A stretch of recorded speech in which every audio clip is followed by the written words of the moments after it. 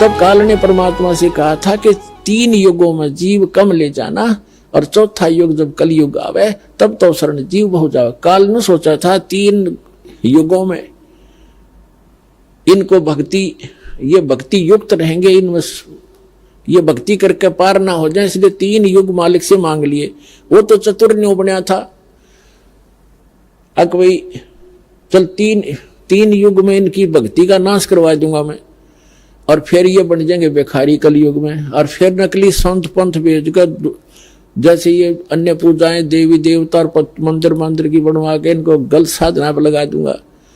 ये कति भक्ति योग नहीं रहेंगे। अब देखो पूरा चीन नास्तिक हो गया, पूरा रूस नास्तिक हो गया, और ये राधा स्वामी पंथ ऋषभरान जितनी बड़ी हुई दंडन सतगुरु जनोदाल और जय गुरुदेव, इसमें आपको दिखा दूंगा। जिस मार्ग पर नहीं लगे तो आने वाले 50 वर्ष के अंदर सब नास्तिक हो जाएंगे, राम नाम कहने वाला नहीं रहेगा। ऐसे दुख आएंगे इनके घर पे, क्योंकि भगवान का सहारा नहीं। फिर पिछले पुण्य कब तक चलेंगे प्राणी के, तब तक वो सुखी दिखाई देंगे। फिर कैर टूटने लग जाएगा इनके घरों पे, सब नास्तिक हो जाएं, कहेंगे कोई भगवान नहीं कहीं पर भी। और काल यही चाहता है कि नास्तिक हो जाएं, फिर आए जाओ भगवान और उसका दूत, उसका दास, कोई सुनेगा ही नहीं। लेकिन भगवान ने पता था कि सतयुग त्रेता द्वापर में इनको सारे सुख होंगे और ये भक्ति नहीं कर सकते मेरे वाली, इसलिए फरी छोड़ देता। ठीक है भाई, इन 3 युगों में ना ले जाऊंगा मैं, कल युग में ले जाऊंगा। अब देखो यहाँ कितने दुखी आते हैं, पुण्य खत्म हो लिए, पाप का दौर शुरू हो गया। वो नकली संतों से, नकली साधनाओं से कोई आगे लाभ चारदर लगा नहीं तो दुख दुखाने थे। तो परमात्मा को पता था ये मुझे तभी चाहेंगे जब ये महादुखी हो जाएंगे, जब तक इनको सुख है ये कोसों दूर रहते मेरे से। अब उन आत्माओं का जन्म होगा सतयुग में, जो दास आपको बता रहा है। लेकिन कितना लंबा काम बढ़ा दिया उन्होंने। अब फिर सतयुग में समझे नहीं कि सब सुखी फिर स्वदेशी बन जाएंगे, पाक जाएंगे, उनमें सिद्धियां होती हैं, थोड़ी भक्ति से उनमें सिद्धियां आ जाएंगी। अगस्त ऋषि ने 7 समुद्र पी लिए एक घूंट में, और प्रभु पाक गया। आज तक गुण गाए जाते हैं, खा खाइए फिर क्या हो गया मोक्ष उसका, एक 7 समुद्र पीने की सिद्धि बनाने से, प्राप्त कर लेने से। तो काल ऐसे डिलेड हुआता है। तो कहने का भाव ये दास का कि साथ साथ फिर अन्य नई जनरेशन, नए भी संस्कार वश उत्पन्न होते रहते हैं।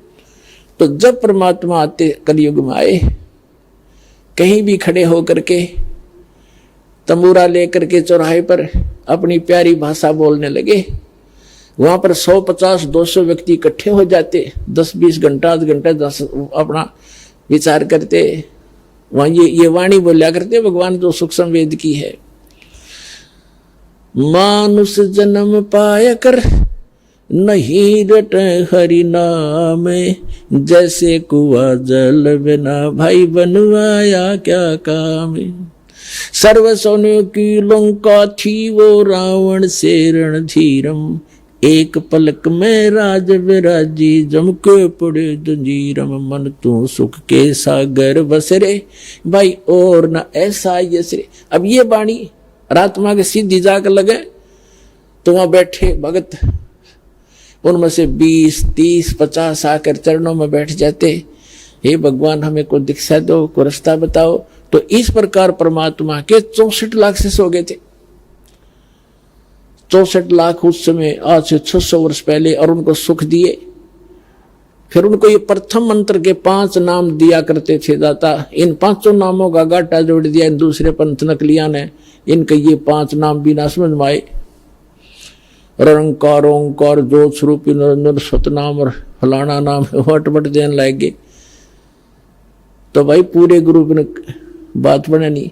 तो कहने का भाव दास का ये है कि मैं रोवत हूं सृष्टि को, ये सृष्टि रोवे मोहे। गरीबदास इस योग को समझ न सकता कोई। अब जैसे परमात्मा 600 वर्ष पहले आए थे तब हम अशिक्षित थे। 64 लाख से सोना कोई बालकों का खेल नहीं है, ना कोई मीडिया था, ना कोई प्रचार साधन था। कैसे हुई? एक दिन में 1000 जगह प्रकट हो जाते थे परमात्मा, और सबको समझाते थे, उनको सुख देते थे।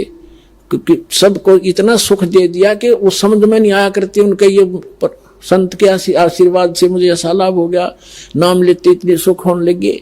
तो 64 लाख हुए थे, लेकिन उनको ज्ञान नहीं था, अशिक्षित थे। जब सुख हुआ तो सुख हुआ तो सुख है, फिर कोई भी आ गया, अरे ये क्या, ये तो क्या जाने भगवान के बारे में, अशिक्षित है, दुल्हा है, ऐसा है, छोटी जाति का है। तो कुछ सुख होते ही ये आत्मा, ये काल, इसका दाव लगता है। परमात्मा कहते हैं इसे सुख का आग लगे, जो नाम हृदय ते जावे, और बलिहारी उस दुख के जो पल पल नाम रटावे। वो दुख भी हम, वो सुख भी हमारे लिए दुखदायक, वो हमारा दुश्मन बन जाता है। जो उस दुख, उस सुख की हमें जरूरत नहीं, भगवान जो आपसे दूर करे। इतना कष्ट दिए रखना दाता, तेरी याद बनी रहे, हमें समझाना चाहते हैं परमात्मा।